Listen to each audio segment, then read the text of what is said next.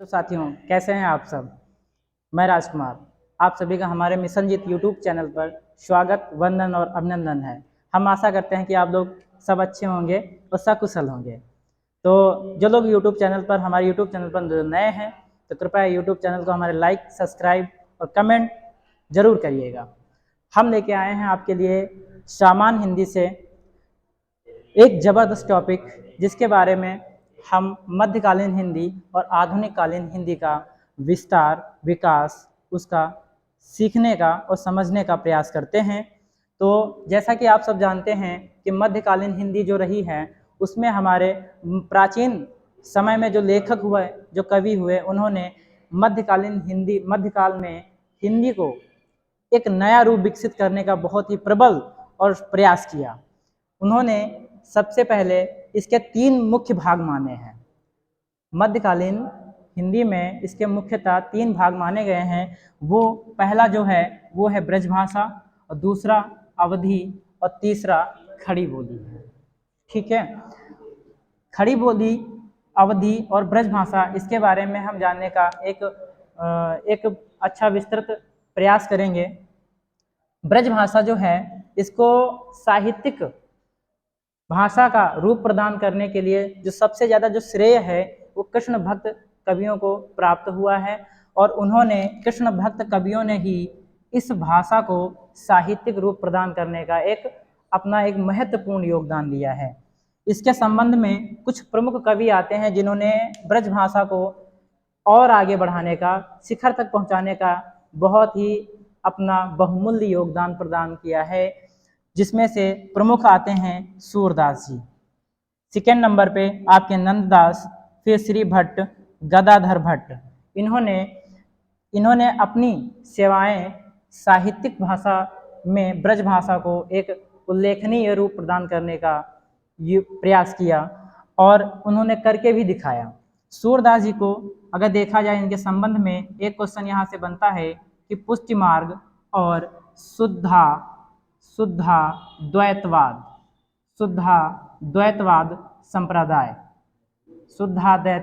संप्रदाय के प्रवर्तक माने जाते हैं। नंददास को निम्बार्क संप्रदाय का प्रवर्तक माना गया है। निम्बार्क संप्रदाय, कौन सा संप्रदाय? निम्बार्क संप्रदाय का प्रवर्तक नंददास जी को माना गया है। और श्री भट्ट को चैतन्य संप्रदाय का प्रवर्तक कवि माना गया है। गदाधर भट्ट को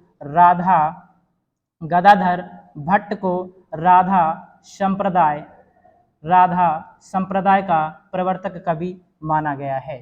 तो यहाँ पे कुछ संप्रदायों का वर्णन किया है, और जो इसमें प्रवर्तक कवि हैं वो सूरदास, नंददास, श्री भट्ट और गदाधर भट्ट। इन्होंने पुष्टि मार्ग का पालन किया। शुद्धाद्वैतवाद संप्रदाय के प्रवर्तक के रूप में जाने जाते हैं। निम्बार्क संप्रदाय जो है वो नंददास से संबंधित है। चैतन्य संप्रदाय श्री भट्ट से संबंधित है, और राधा संप्रदाय जो है वो गदाधर भट्ट से संबंधित है। यहाँ से एक मुख्य क्वेश्चन यह बनता है कि सूरदास को अष्टछाप का जहाज भी कहा जाता है। सूरदास को ब्रज भाषा के अंतर्गत अष्टछाप का जहाज कहा जाता है। सूरदास को अष्टछाप का जहाज भी कहा जाता है, और इसके अंतर्गत अन्य कवियों ने भी अपना बहुमूल्य योगदान दिया है ब्रज भाषा को साहित्यिक रूप प्रदान करने का, जो इसमें से मीराबाई और रसखान प्रमुख हैं। रसखान की एक रचना आती है जिसका नाम है प्रेम वाटिका, जो कि बहुत ही फेमस रचना है। ब्रज भाषा का प्राचीनतम ग्रंथ प्रद्युम्न चरित माना गया है। प्रद्युम्न चरित 1354 ईस्वी में लिखा गया एक प्राचीनतम ग्रंथ है, और जिसको राइट किया है सुधीर अग्रवाल ने। इसको लिखा है सुधीर अग्रवाल। क्वेश्चन यहाँ से बनता है कि ब्रज भाषा का सबसे प्राचीनतम ग्रंथ कौन सा है, तो आपको पता होना चाहिए कि सुधीर अग्रवाल ने प्रद्युम्न चरित, जिसका प्रकाशन 1354 ईस्वी में किया गया है। उसके बाद अगला फैक्ट इसका बनता है ब्रज भाषा से संबंधित कि ब्रज भाषा और खड़ी बोली का प्रथम कवि किसको माना गया है।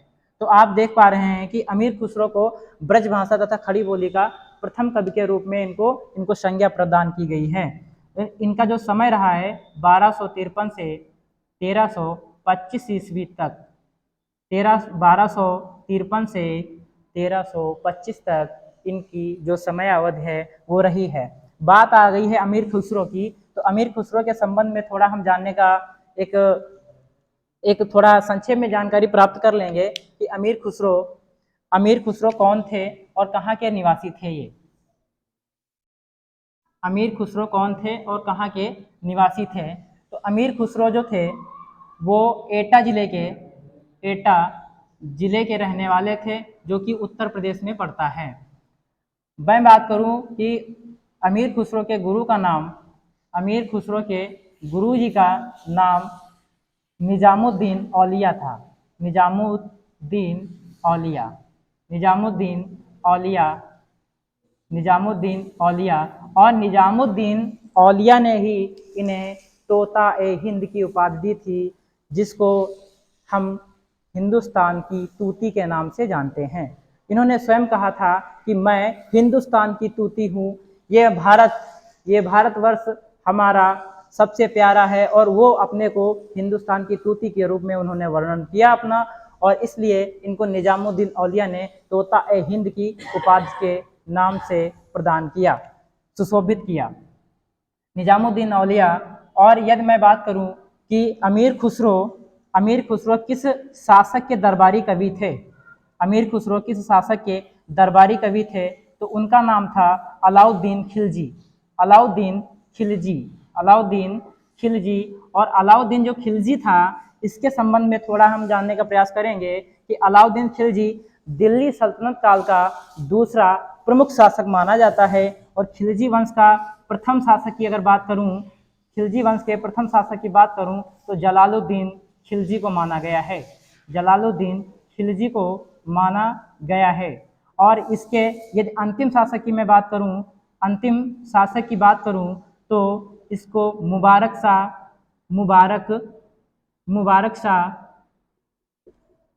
शाह को माना गया है। अलाउद्दीन खिलजी जो कि दूसरा शासक है दिल्ली सल्तनत काल का, और पहला शासक जलालुद्दीन खिलजी, तथा अंतिम शासक मुबारक शाह। और मुबारक शाह का पूरा नाम कुतुबुद्दीन मुबारक शाह था। तो दोस्तों, अलाउद्दीन खिलजी, इतनी बात दरबारी कवि अलाउद्दीन खिलजी के थे, और इनके गुरु का नाम, अमीर खुसरो के गुरु जी का नाम निजामुद्दीन औलिया था, और ये एटा जिले से संबंधित थे। इनको उर्दू साहित्य का पिता कहा जाता है। अगला पॉइंट बनता है, इनको उर्दू साहित्य का पिता उर्दू साहित्य का पिता कहा जाता है। उर्दू साहित्य का पिता कहा जाता है। उर्दू साहित्य का पिता कहा जाता है। इतनी बात समझ में आ गई।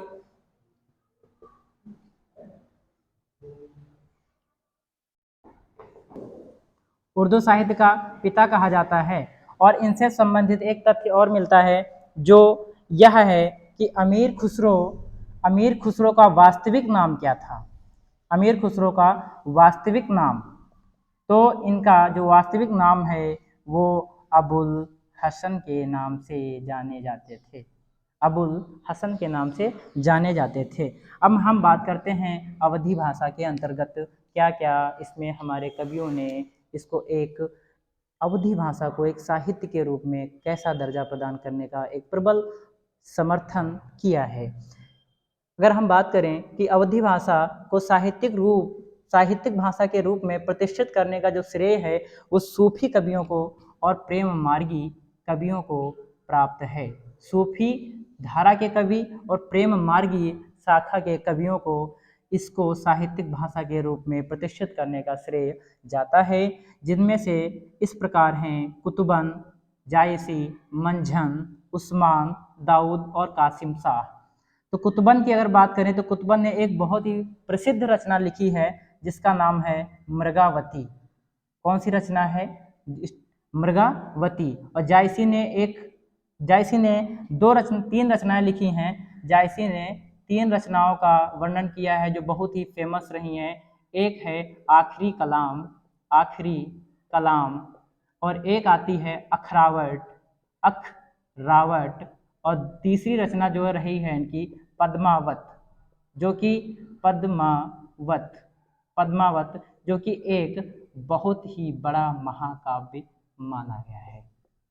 तो पद्मावत महाकाव्य की रचना जायसी के द्वारा की गई। अखरावट की रचना और आखिरी कलाम के रचनाकार जायसी ही माने जाते हैं। और मंझन ने एक रचना लिखी है जिसका नाम है मधुमालती। कौन सी रचना है? मधुमालती। मधुमालती की रचना मंझन ने करी और उस्मान ने एक चित्रावली की रचना करी है। चित्रावली कौन सी रचना की है? चित्रावली और चंदायन। चित्रावली और चंदायन के रचनाकार उस्मान को माना गया है। उसके बाद आता है इसका नेक्स्ट पॉइंट, अवधी भाषा की पहली कृति कौन सी है? तो अवधी भाषा की जो पहली कृति है वो है चंदायन। और चंदायन के जो रचनाकार हैं वो मैं अभी ठीक ऊपर आपको बता चुका हूँ, उसके रचनाकार उस्मान हैं। उस्मान। और उस्मान ने एक और रचना लिखी है जो बहुत ही फेमस रही है, लुरकहा। लुरकहा है और यह लिखी गई है 1370 ईस्वी में। 1370 ईस्वी में लुरकहा कहानी को प्रकाशित किया गया। अवधी भाषा, नेक्स्ट पॉइंट इसका बनता है कि अवधी भाषा को बंगाल में गोहारी या गोयारी के नाम से भी जाना जाता है। अवधी भाषा को बंगाल में गोहारी या गोयारी भाषा के रूप में जाना जाता है। गोहारी या गोयारी के नाम से भी जाना जाता है। अवधी भाषा का प्रथम महाकाव्य जैसा कि मैंने अभी आपको ऊपर बता चुका हूँ कि जायसी के द्वारा लिखित एक महाकाव्य है जो अवधी भाषा में लिखा गया है। अवधी भाषा का जो महाकाव्य है वो पद्मावत है।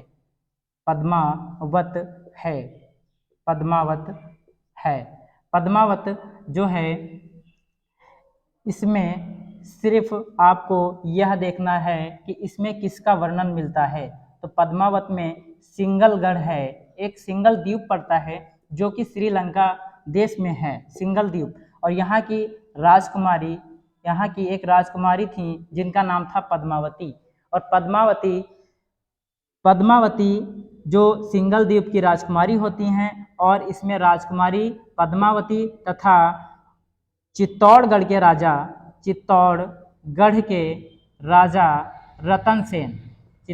राजा रतन सेन का वर्णन देखने को मिलता है। और रतन सेन की जो पत्नी थी, रतन सेन की पत्नी का नाम नागमती था। नागमती। यहाँ से क्वेश्चन यूपी टीजीटी और पीजीटी में पूछे जा चुके हैं। एक बार यूपी पीजीटी में क्वेश्चन पूछा गया है 2001 ईस्वी में कि पद्मावत में रतन सेन की पत्नी का नाम क्या है? तो नागमती है। एक बार टीजीटी 2002 में पूछा गया क्वेश्चन कि पद्मावत किस भाषा में लिखित महाकाव्य है? तो वो है अवधी भाषा में। ठीक है। उसके बाद हम चर्चा करेंगे खड़ी बोली में। खड़ी बोली मानक हिंदी के रूप में स्वीकृति इसको प्रदान की गई। खड़ी बोली को मानक हिंदी के रूप में इसको दर्जा दिया गया। और खड़ी बोली का इसका जो डिवाइडेशन किया गया है मध्यकाल के आधार पर, वो उत्तरी हिंदी और दक्षिणी हिंदी के रूप में किया गया है। इसको मैं इरेज कर देते हैं।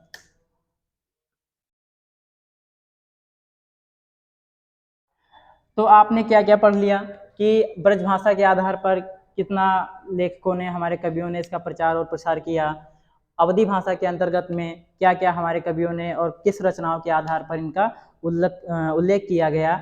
अब हम बात करते हैं कि खड़ी बोली को, इसके मध्यकाल के अंतर्गत खड़ी बोली को दो रूप प्रदान किए गए। एक तो बांट दिया गया उत्तरी हिंदी में और एक बांट दिया गया हमारा दक्षिणी हिंदी में। तो हम सबसे पहले बात कर लेते हैं उत्तरी हिंदी की। तो उत्तरी हिंदी में हुआ क्या कि खड़ी बोली का मध्यकालीन रूप हमारे कुछ कवियों ने उत्तर में रहने वाले, जो कि नानक, कबीर, दादू आदि संतों ने किया। आदि संत और ऋषि मुनियों ने किया। मलूक दास भी थे इसमें। मलूक दास भी इन्होंने बढ़ चढ़ करके हिस्सा लिया। उसके बाद यहाँ से कुछ और भी कवि हमारे आए। एक कवि हुए हैं कवि गंग की एक रचना, कवि गंग की रचना चंद छंद वर्णन की महिमा। चंद छंद वर्णन की महिमा, चंद छंद वर्णन की महिमा। उसके बाद में आपके मिलते हैं रहीम के मदनाष्टक। एक रहीम की रचना है जिसका नाम है मदनाष्टक। उसके बाद में आपके आते हैं जटमल। जटमल की एक रचना है गोरा बादल की कथा, गोरा बादल की कथा। तो इन रचनाओं के साथ में कवियों ने मिलकर हिंदी भाषा को एक मानक हिंदी का दर्जा प्रदान किया है। कवि गंग जो थे, यहाँ से क्वेश्चन बनता है, जो कवि गंग थे, गंग और इनका पूरा नाम गंगाराम था, गंगाराम। कवि गंग का पूरा नाम क्या था? गंगाराम। और गंग ये मुगल बादशाह अकबर के दरबारी कवि थे, अकबर के दरबारी कवि थे, मुगल बादशाह अकबर के दरबारी कवि के रूप में फेमस थे। जटमल की कथा है गोरा बादल की कथा। रहीम दास ने अपनी मदनाष्टक रचनाओं में हिंदी को एक खड़ी बोली को एक विस्तृत रूप प्रदान करने का महत्वपूर्ण योगदान दिया है। इसमें कुछ नोट में पॉइंट दिए गए हैं। पहला पॉइंट जो है, खड़ी बोली का प्रथम महाकाव्य वो है आपका प्रिय प्रवास। खड़ी बोली के अंतर्गत हम क्या पढ़ेंगे? खड़ी बोली का प्रिय प्रवास, खड़ी बोली का प्रिय प्रवास महाकाव्य कौन सा है? प्रथम महाकाव्य है प्रिय प्रवास। इसका जो प्रकाशन है 1914 ईस्वी में किया गया, और इसमें जो सर्गों की अगर बात करें तो 17 सर्गों का वर्णन है। यहाँ से क्वेश्चन कई बार पूछा जाता है एग्जाम में कि हिंदी खड़ी बोली का प्रथम महाकाव्य कौन सा है, तो वो है आपका प्रिय प्रवास। और इसमें इसका जो प्रकाशन है 1914 ईस्वी में किया गया, और इसमें 17 सर्गों का वर्णन मिलता है। अगर यह बात करें कि यह किसके जीवन पर आधारित है, तो वो श्री कृष्ण को लोकनायक के रूप में प्रस्तुत किया गया है। श्री कृष्ण को लोकनायक के रूप में प्रस्तुत किया है। और इसके राइटर अगर पूछता है कि प्रिय प्रवास को लिखने वाला कवि कौन है, तो वो हिंदी के सर्वश्रेष्ठ कवि अयोध्या सिंह उपाध्याय हरिऔध ने इसकी रचना की है। प्रिय प्रवास को अयोध्या सिंह उपाध्याय हरिऔध ने इसकी रचना करी है। उसके बाद हम बात कर लेते हैं कि दक्कनी हिंदी क्या है। तो दक्कनी हिंदी दक्कन के मुसलमानों के द्वारा फारसी लिपि में लिखी जाने वाली भाषा है। दक्कनी हिंदी का जो क्षेत्र है वह है आपका, इसका जो क्षेत्र है वो पड़ता है मराठवाड़ा महाराष्ट्र।